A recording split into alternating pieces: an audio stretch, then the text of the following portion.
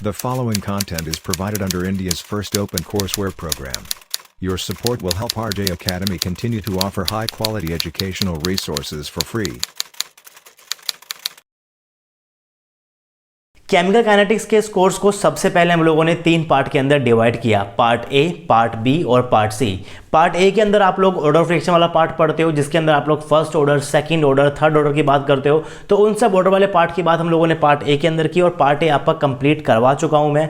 उसके बाद part B के अंदर आप लोगों ने काइनेटिक्स पढ़ी, कॉम्प्लेक्स रिएक्शन की, चाहे वो कंसेक्यूटिव रिएक्शन हो, चेन रिएक्शन हो, पैरेलल रिएक्शन हो, रिवर्सिबल रिएक्शन हो या फिर फोटोकेमिकल रिएक्शन हो। तो इन सभी टाइप की रिएक्शन के लिए भी आप लोग काइनेटिक्स को पढ़ चुके हैं। उसके बाद पार्ट सी के अंदर हमने सबसे पहले आर्हेनियस इक्वेशन को पढ़ा, आर्हेनियस थ्योरी को पढ़ा और लास्ट लेक्चर के अंदर मैंने आपको कुछ क्वेश्चंस कराए थे जो प्रीवियस ईयर आपसे पूछे गए थे CSIR नेट के अंदर, गेट के अंदर और IIT जैम के अंदर। आज हम अपनी क्लास को वहीं से कंटिन्यू करेंगे और कुछ फीचर्स देखेंगे, एक्टिवेशन एनर्जी के क्या क्या फीचर्स होते हैं उन फीचर्स को पढ़ेंगे और उसके बाद उनके ऊपर बेस क्वेश्चन करेंगे जो CSIR नेट, गेट या फिर IIT जैम के अंदर आए हुए हैं। तो चलिए शुरू करते हैं आज की इस क्लास को।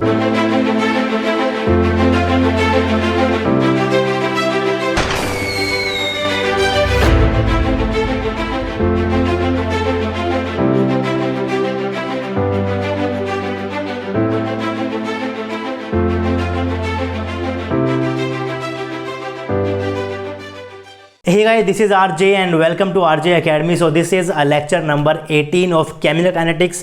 अभी तक काफ़ी कुछ पढ़ चुके हैं इस चैप्टर के अंदर से। अगर आप लोगों ने प्रीवियस वीडियोस नहीं देखी हैं तो प्लीज़ आप लोगों को कंप्लीट कर लीजिए ताकि आपको आज का लेक्चर भी समझ में आए और आने वाले लेक्चर्स भी आपको अच्छे से समझ में आए। लास्ट क्लास के अंदर हमने पढ़ा था integrated form of Arrhenius equation. उससे पहले मैंने आपको पढ़ाया था differentiated form of Arrhenius equation. तो आर्हेनियस इक्वेशन को आप लोग कंप्लीटली पढ़ चुके हो। आप लोग उसमें क्या पढ़ते थे कि in the Arrhenius equation K is equivalent to A e raise to the power minus E upon में RT।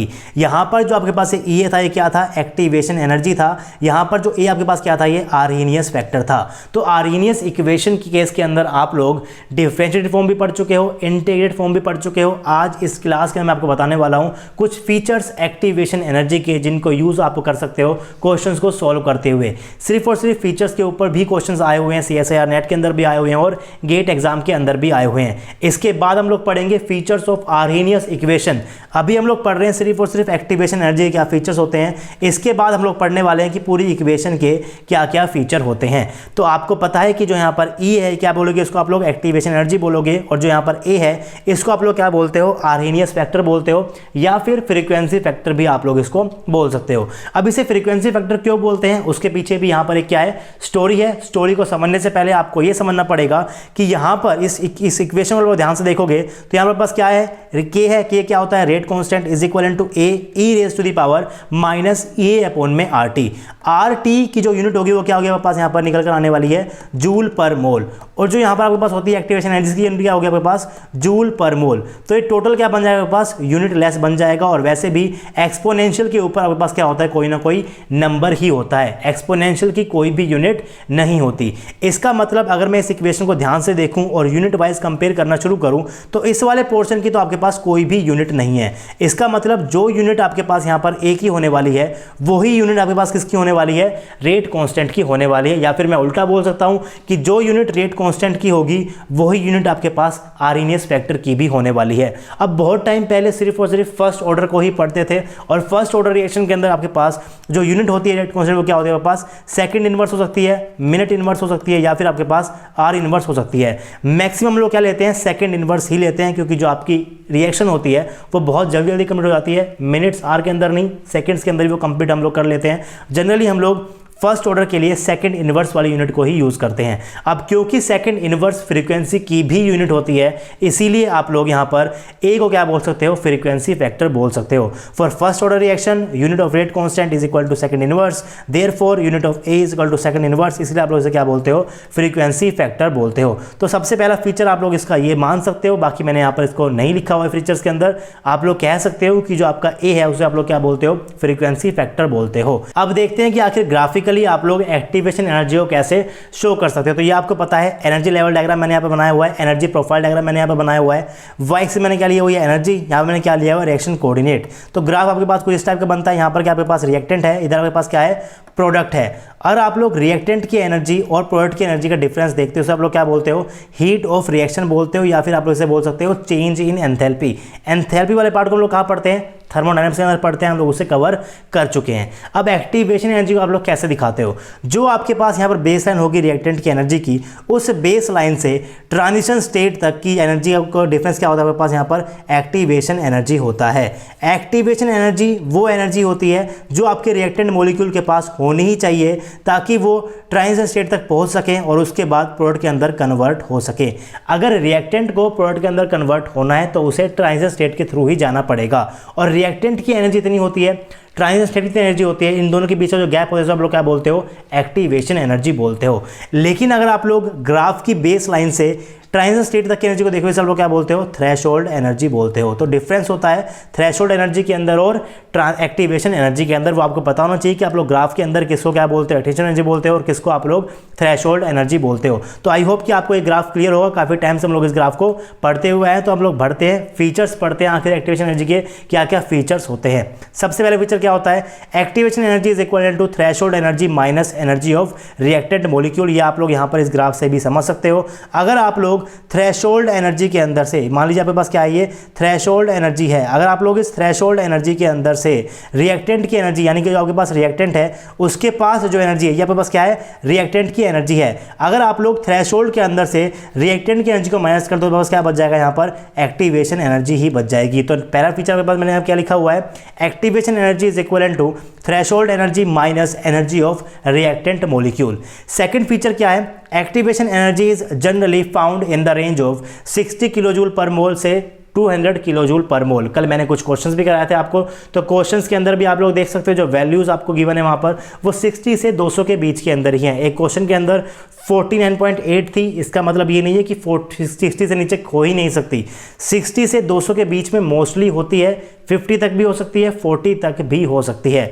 When one reactant is radical it's become 0 kilojoule per mole to 60 kilojoule per मोल। तो इस तरीके से आपकी जो activation energy है उसकी range होती है। अगर आपके पास कोई भी रेडिकल नहीं है रिएक्टेंट के अंदर तो रेंज क्या होगी, 60 किलोजूल पर मोल से 200 किलोजूल पर मोल। लेकिन अगर आपके पास कोई रेडिकल आ गया तो रेडिकल काफ़ी ज़्यादा रिएक्टिव होते हैं, अगर वो रिएक्टिव है तो रिएक्शन क्या हो जाएगी, तेज हो जाएगी, और अगर रिएक्शन तेज हो रही है इसका मतलब क्या है कि जो एक्टिवेशन एनर्जी है वो क्या है, बहुत ही कम है। When one reactant is radical it's become 0 kilojoule per mole to 60 kilojoule per मोल।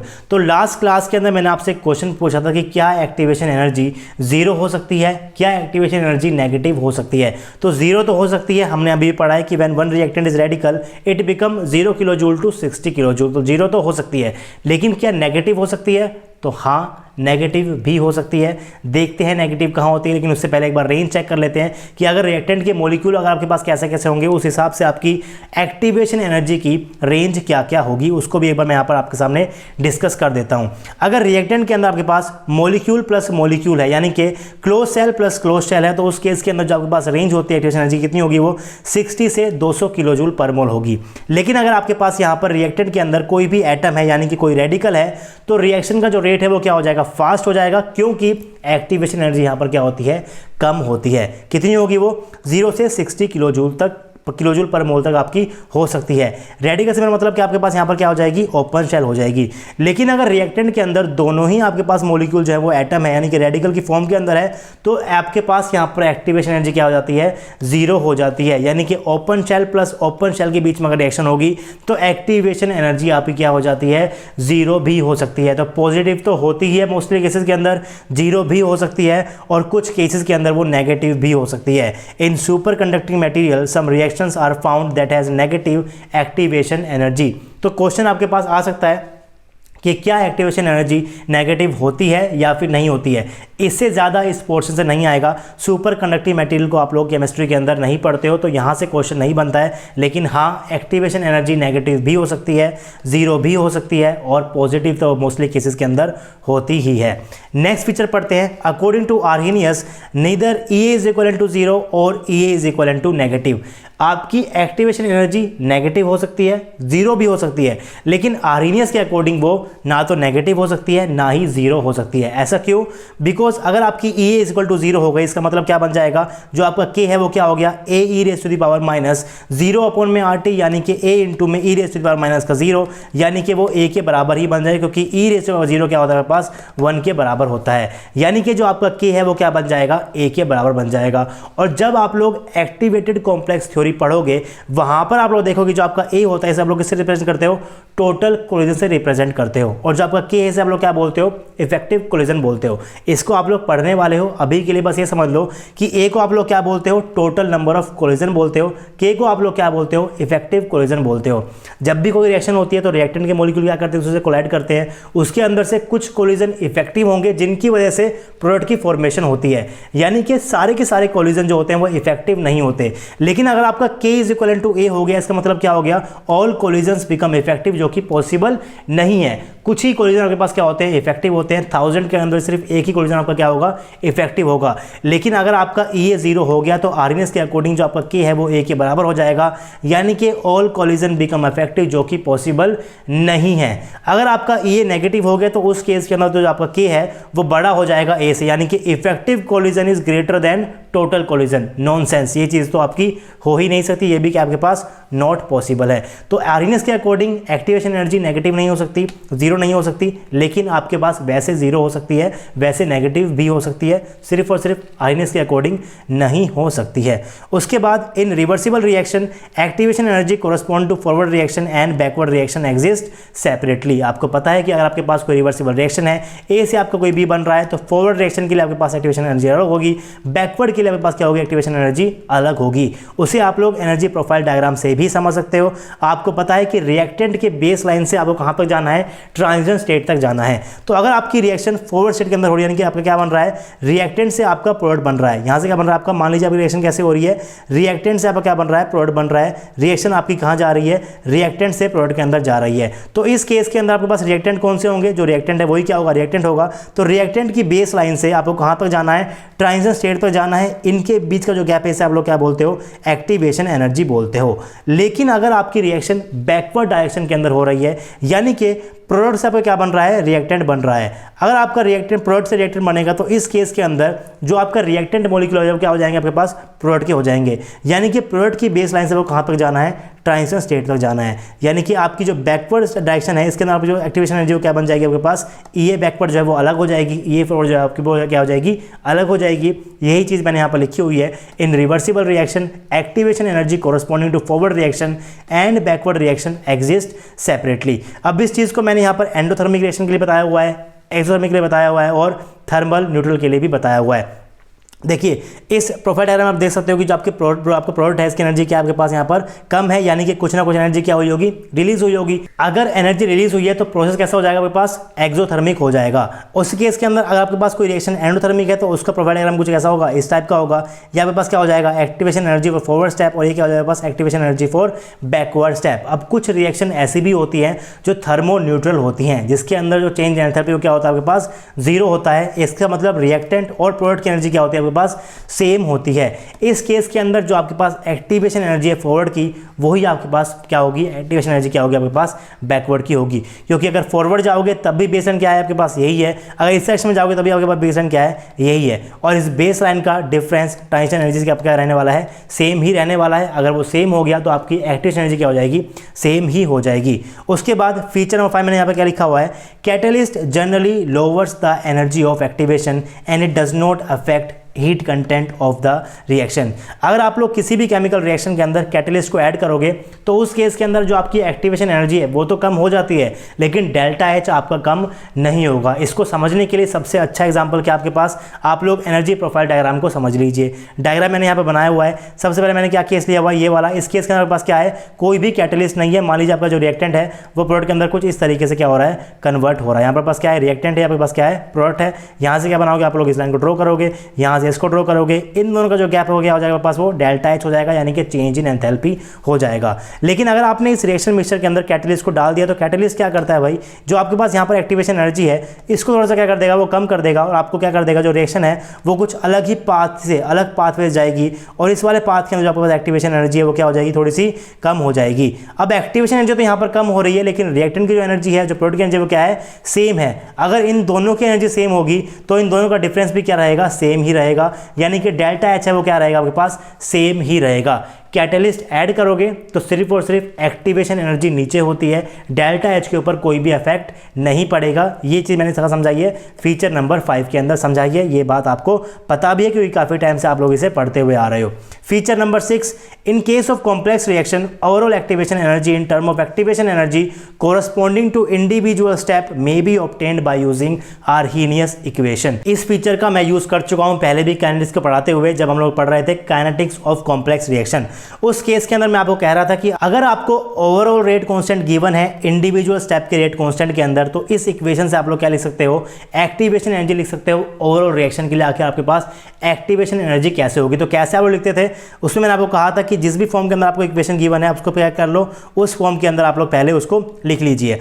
अब यहाँ पर आपके पास क्या है, K1 है तो इसी कोरस्पॉन्डिंग आपके पास क्या होगा, E1 होगा। यहाँ पर क्या है, K2 है तो इसके कोरस्पॉन्डिंग आपके पास क्या होगा, E2 होगा। यहाँ पर क्या है, K3 इसके कोरस्पॉन्डिंग आपके पास क्या होगा, E3 होगा। यानी कि ओवरऑल एक्टिवेशन एनर्जी के अंदर आपके पास क्या आने वाले हैं, E1 आने वाला है, E2 आने वाला है और E3 आने वाला है। अब अगर यहाँ पर K1 ऊपर में है, अगर यहाँ पर K1 ऊपर में है तो क्या लिख दो आप लोग, सबसे पहले यहाँ पर E1 को लिख दो। अब यहाँ पर K1 के ऊपर पावर क्या है, 1/2 है, तो जो पावर होती है उसको आपको यहाँ पर क्या करना पड़ता है, साथ में मल्टीप्लाई करना पड़ता है। K1 के पास क्या लिखोगे, E1 लिखोगे, K1 के ऊपर पावर क्या है, 1/2 है, तो पावर को क्या कर दो, इसके साथ में यहाँ पर मल्टीप्लाई कर दो। उसके बाद K2 कहाँ है, यहाँ पर डिनोमिनेटर के अंदर है। अगर K2 डिनोमिनेटर में तो क्या लगाओगे आप लोग, यहाँ पर माइनस लगाते हो, माइनस क्या करोगे, E2 करोगे। E2 के ऊपर पावर कितनी है, 1/2 है, तो क्या लिख दोगे आप यहाँ पर 1/2 आप लोग यहाँ पर आगे लगा दोगे। उसके बाद आगे बढ़ते हैं, K3 कहाँ है, नोमिनेटर के अंदर है, तो आप क्या लगाओगे, प्लस का E3 लगाओगे। अगर यहाँ पर इसके ऊपर कोई भी पावर नहीं है तो आगे यहाँ पर आपको कुछ भी लगाने की ज़रूरत नहीं है।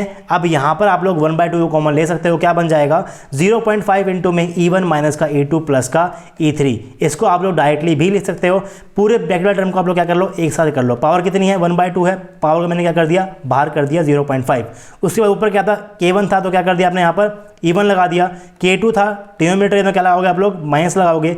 K3 है न्यूमरेटर के अंदर क्या लगाओगे आप लोग यहाँ पर प्लस लगाओगे। ये चीज़ पहले भी पढ़ चुके हैं, अगर आप लोगों ने प्रीवियस लेक्चर्स ध्यान से देखा होगा तो आपको ये चीज़ अभी तक समझ में आ गई होगी। जब मैंने पढ़ाया था आप लोग काइनेटिक्स ऑफ कॉम्प्लेक्स रिएक्शन, उसके अंदर मैंने आपको बताया था कि रेट कांस्टेंट से, ओवरऑल रेट कांस्टेंट से आप लोग एक्टिवेशन एनर्जी कैसे लिख सकते हो। मैंने आपको कहा था कि आगे इसकी ज़रूरत पड़ेगी और आज इसकी ज़रूरत भी पड़ रही है। उसके बाद मान लीजिए कि आपको गिवन होगा, K ऑब्जर्व का गिवन आपको K1 अपॉन में 44, K2 K3 की पावर क्या है 1/3 है, K4 के अपॉन में K5 की पावर क्या है 1/2 है, K5 K6 अपॉन में क्या है K7 है, या फिर आपको आगे कितने भी आपको रेट कांस्टेंट दे दे। यहाँ से आप लोग डायरेक्टली क्या लिख सकते हो, ओवरऑल एक्टिवेशन एनर्जी लिख सकते हो। कैसे लिखना आपको, सबसे पहले आप लोग देख लीजिए कि जो आपका K1 है वो न्यूमरेटर के अंदर है या फिर आपका डिनोमिनेटर के अंदर है। अब यहाँ पर K1 K2 और K3 के ऊपर क्या है, सेम पावर है 1/3, यानी कि मैं इसको क्या कर दूंगा, साथ में लिख दूंगा। पावर मैंने क्या कर दी 1/3 बाहर लगा दी। उसके बाद न्यूमरेटर में आपके पास क्या है, यहाँ पर K1 है तो मैंने क्या कर दिया प्लस का E1, K2 क्या है डिनोमिनेटर में, K3 क्या है डिनोमिनेटर में, तो माइनस का E2 माइनस का E3। उसके बाद आगे बढ़ते हैं, यहाँ पर क्या है K4 अपॉन में K5 के ऊपर सेम पावर है 1/2, तो पावर को बाहर लगा दो। K4 नोमिनेटर के अंदर है, E4 आ जाएगा। K5 डिनोमिनेटर के अंदर यहाँ पर क्या आ जाएगा, माइनस का E5 आ जाएगा। उसके बाद आगे बढ़ते हैं, K6 अपॉन में K7 के ऊपर कोई भी पावर नहीं है, कोई पावर नहीं है तो फिर क्या करोगे आप लोग, K6 ऊपर है तो क्या लगाओगे आप लोग यहाँ पर प्लस का E6 लगा दोगे। K7 नीचे क्या लगा दोगे आप लोग, माइनस का E7 लगा दोगे। तो अगर आपको इंडिविजुअल स्टेप की एक्टिवेशन एनर्जी पता है तो आप लोग ओवरऑल एक्टिवेशन एनर्जी को भी आराम से लिख सकते हो with the help of Arrhenius equation.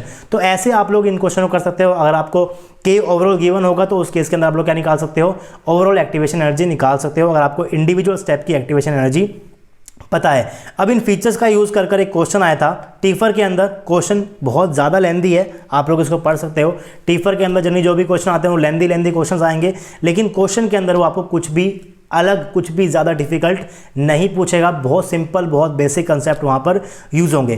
Question क्या है, suppose A reaction A to B is slowly progressing in a closed vessel, no energy or matter from the outside is exchanging.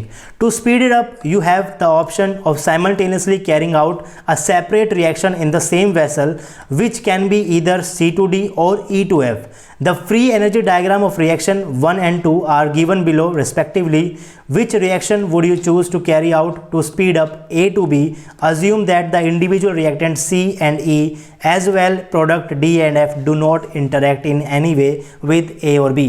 सबसे पहले अगर आप लोगों ने इस क्वेश्चन को समझ लिया तो आराम से आप लोग इस क्वेश्चन को कर पाओगे।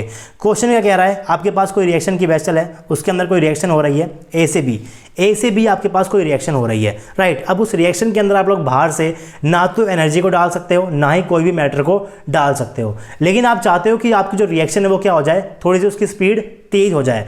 अब स्पीड तेज करने के लिए आप लोग बाहर से हीट नहीं डाल सकते, टेम्परेचर को रेज नहीं कर सकते, लेकिन आप लोग क्या कर सकते हो, आप लोग उसी वेसल के अंदर साइडवेज एक और रिएक्शन लगा सकते हो। या तो आपने क्या लगा लो, सी से डी लगा लो, या फिर आप लोग क्या लगा लो, ई से एफ लगा लो। और ये रिएक्शन इस तरीके से हो रही है कि सी ना तो सी ना तो डी ना तो ई ना तो एफ, इनमें से कोई भी स्पीसीज ए और बी के साथ इंटरेक्ट नहीं कर रही है, उसके ऊपर कोई भी इफेक्ट नहीं कर रही है। तो आपके पास कोई रिएक्शन थी, आपके पास कोई वेसल है, इसके अंदर क्या हो रहा है, ए से बी आपके पास कोई भी रिएक्शन हो रही है। अब आप चाहते हो कि इस रिएक्शन की क्या हो जाए, स्पीड इंक्रीज हो जाए। बाहर से आप लोग यहां पर कुछ भी डाल नहीं सकते, बाहर से डालने के क्या है, मना है, लेकिन आप लोग क्या कर सकते हो, यहां पर एक और सेट ऑफ रिएक्शन लगा सकते हो। या तो आप लोग इस वेसल के अंदर सी टू डी लगा सकते हो, या फिर आप लोग क्या लगा सकते हो, ई से एफ लगा सकते हो। और इन दोनों ही रिएक्शन के लिए आपको क्या गिवन है, एनर्जी प्रोफाइल डायग्राम गिवन है। और एनर्जी प्रोफाइल डायग्राम देखकर आपको यह बताना है कि सी टू डी या फिर ई टू एफ कौन सी reaction A to B Y reaction कर देगी, स्पीड अप कर देगी। और ये भी गिवन है कि सी डी ई और एफ आपके ए और बी से बिल्कुल भी इंटरेक्ट नहीं कर रहे हैं। तो आपको यहाँ पर एनर्जी प्रोफाइल डायग्राम गिवन था, सी टू डी का डायग्राम कुछ इस तरीके का गिवन है। डायग्राम से बता सकते हो कैसी रिएक्शन आपके पास, ये एंडोथर्मिक रिएक्शन है, क्योंकि यहाँ पर जो प्रोडक्ट है उसकी एनर्जी क्या हो गई, ज़्यादा हो गई। प्रोडक्ट माइनस रिएक्टेंट करोगे तो कैसे निकल आएगी, पॉजिटिव निकल कर आएगी। अगर आपका डेल्टा एच पॉजिटिव हो गया तो रिएक्शन कैसी होती है आपके पास, एंडोथर्मिक होती है। उसी तरीके से इस केस में आप लोग क्या बोल सकते हो कि जो आपकी एफ है, जो आपका रिएक्टेंट है, उसकी एनर्जी कम है, यानी कि इस केस में जो डेल्टा एच है वो कैसा होगा, आपके पास नेगेटिव होने वाला है। अगर डेल्टा एच नेगेटिव होगा, रिएक्शन कैसे हो जाएगी, एक्सोथर्मिक हो जाएगी। अब जो एक्सोथर्मिक रिएक्शन होती है वो हीट को रिलीज करेगी। अगर वो हीट को रिलीज करेगी इसी वेसल के अंदर, तो जैसे ही आपके पास यहाँ पर ई टू एफ रिएक्शन हीट को रिलीज करेगी तो ये हीट किसको मिल जाएगी, ए टू बी वाई रिएक्शन को मिल जाएगी। और अगर उसको हीट मिल गई तो इसका मतलब क्या है, उसका रेट क्या हो जाएगा, इंक्रीज हो जाएगा। हीट आप लोग बाहर से नहीं डाल सकते, लेकिन आप लोग यहाँ पर साइड में कोई और रिएक्शन तो लगा सकते हो। और आपको पता है कि जो ई से एफ रिएक्शन हो रही है, इस रिएक्शन के लिए जो आपका डेल्टा एच है वो क्या है, नेगेटिव है, यानी कि एक एक्सोथर्मिक रिएक्शन है। और एक्सोथर्मिक रिएक्शन के अंदर हीट क्या होती है, रिलीज होती है। अब वो जो हीट रिलीज हो रही है वो क्या हो जाएगा, ए टू बी में चली जाएगी, और ए टू बी रिएक्शन जो है वो क्या हो जाएगी, फास्ट हो जाएगी। इस चीज़ को दोबारा समझना, मैं दोबारा बता देता हूँ। मान लीजिए आपके पास यहाँ पर क्या है, कोई वेसल है, इसमें क्या हो रही है, ए से बी आपके पास कोई रिएक्शन हो रही है। आपसे क्वेश्चन में कहा गया है कि आप लोग बाहर से किसी दो रिएक्शन को यहाँ पर लगा सकते हो, या तो सी टू डी लगा लो, या फिर आप लोग क्या लगा लो, ई टू एफ लगा लो। अब इनमें से कौन सी रिएक्शन इस हेल्प करेगी कि आपकी जो ए टू बी है, इसकी जो स्पीड है वो क्या हो जाए, इसकी जो रेट ऑफ रिएक्शन है क्या हो जाए, वो इंक्रीज हो जाए। अभी आपने देखा एनर्जी प्रोफाइल डायग्राम में कि अगर आप लोग ई टू एफ वाली रिएक्शन को लगाओगे तो इस केस के अंदर क्या होगा, यहाँ पर क्या होगी, हीट जो है वो रिलीज होगी। अब ये जो हीट रिलीज होगी वो कहाँ जाएगी, सारी सारी वो चली जाएगी ए टू बी के अंदर। अब जैसे ही ये heat A to B absorb करेगा तो इसका जो रेट है वो क्या हो जाएगा, इंक्रीज हो जाएगा। यानी कि E to F Y reaction help करेगी आपकी A to B Y reaction के रेट को इंक्रीज करने के लिए। तो बेसिकली वो सिर्फ यही पूछ रहा था कि क्या आपको एनर्जी प्रोफाइल डायग्राम आता है एंडोथर्मिक के लिए और एक्सोथर्मिक के लिए। और इतना बड़ा उसने क्वेश्चन यहाँ पर दे दिया, क्वेश्चन में यहाँ पर कुछ भी था नहीं। अब लास्ट क्लास के अंदर मैंने आपको एक क्वेश्चन कराया था, मैंने कहा था कि आपको मैं नेक्स्ट क्लास में कराने वाला हूँ। एक बार मैं आपको उस क्वेश्चन को भी करा देता हूँ जो मैंने लास्ट क्लास के अंदर छोड़ा हुआ था। क्वेश्चन आपके सामने यहाँ पर मैंने लिखा हुआ है। लास्ट क्वेश्चन था, in atom recombination reaction which of the following is true, E A equal to 0, delta is positive, delta H is negative. तो ये चीज़ आपको यहाँ पर गिवन है कि ई ए जो है वो पॉजिटिव होगा, नेगेटिव होगा, या क्या होगा। अब यहाँ पर जो है वो एटम का रिकम्बिनेशन हो रहा है, यानी कि एटम प्लस एटम बने क्या बनेगा आपके पास, यहाँ पर कोई ना कोई मॉलिक्यूल बनेगा।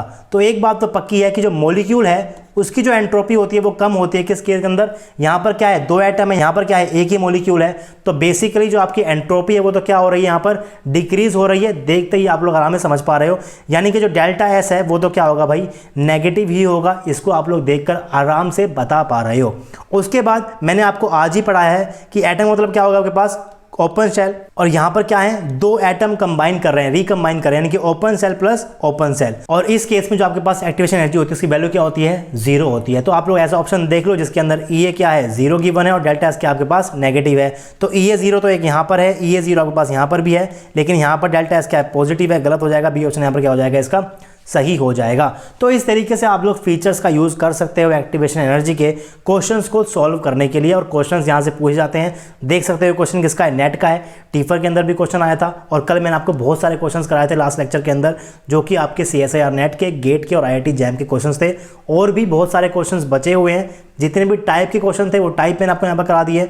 तो बाकी जो क्वेश्चंस बच गए हैं उन्हें कर देखिए। अगर उनमें आपको कोई डाउट आता है तो आप लोग कमेंट सेक्शन के अंदर कमेंट कर सकते हो अपने क्वेश्चन के साथ। आई होप कि आपको लेक्चर पसंद आया होगा। अगर आपको लेक्चर पसंद आया तो प्लीज़ वीडियो को लाइक कर देना। चैनल के ऊपर नहीं हो, अभी तक सब्सक्राइब नहीं किया हुआ तो चैनल को सब्सक्राइब कर लो, और सब्सक्राइब करते हुए बेल आइकन जरूर प्रेस करना, ताकि आपके पास नोटिफिकेशन पहुंच जाए जब भी मैं यहाँ पर कोई नया लेक्चर अपलोड करूँ। अगर आपको मेरा काम अच्छा लगता है तो आप RJ अकेडमी को फाइनेंशियली सपोर्ट भी कर सकते हो। आप लोग हमें गूगल पे कर सकते हो, फोन पे कर सकते हो, या फिर पेटीएम कर सकते हो। Any support is appreciable guys, ताकि आपके सपोर्ट की हेल्प से हम लोग आपके लिए नए नए कोर्सेज लाते रहें एकदम फ्री। आपसे मिलेंगे नेक्स्ट क्लास में, तब तक के लिए पढ़ते रहिए, पढ़ाते रहिए, खुश रहिए। Thank you.